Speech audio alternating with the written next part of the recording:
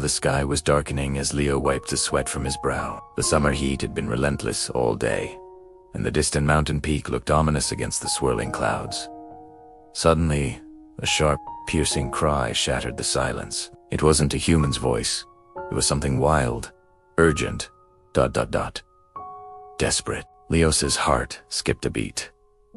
Weeks earlier, Leo had been trekking through the dense forest surrounding Pinecrest when he stumbled upon a small, injured pine marten, trapped under a fallen branch. The creature was tiny, barely bigger than a house cat, with bright eyes full of fear and pain. Leo knew pine martens were rare here, wild, shy, and elusive. Yet, something in those eyes touched him deeply. Without hesitation, he lifted the branch and gently cradled the trembling animal in his hands. "I'll take care of you," Leo whispered softly. Back home, Leo fashioned a cozy shelter and carefully tended to the marten's broken leg and bruised body. Day by day, the wild animal grew stronger, and slowly, a bond blossomed. The marten, whom Leo named Echo for the sharp calls it often made in the forest, began to trust him. Echo followed Leo everywhere around the house and yard. Sometimes, Leo would find the marten perched on his windowsill at dawn, staring out as if watching over the mountain. The villagers whispered about Leo's strange friendship with the wild creature, but Leo didn't mind. Echo was family. One evening, as Leo was preparing dinner, Echo appeared suddenly at the door, soaked, restless, and more agitated than Leo had ever seen. Echo's bright eyes darted toward the sky, which was now a swirling canvas of dark, churning clouds. She let out a series of sharp, frantic chirps and whistles. Leo frowned. "What is it, Echo?" But the air was heavy and still, except for the distant rumble of thunder.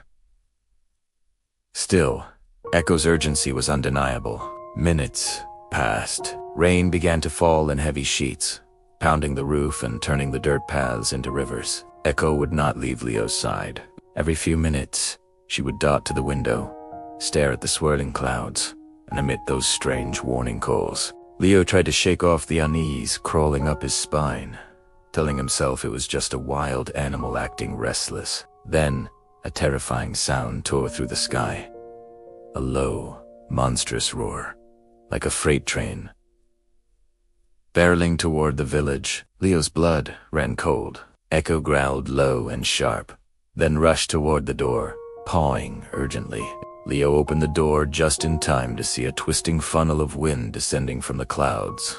A tornado, forming fast and furious, heading straight for Pine. Echo's warning calls made sense now. She had sensed the danger long before Leo had.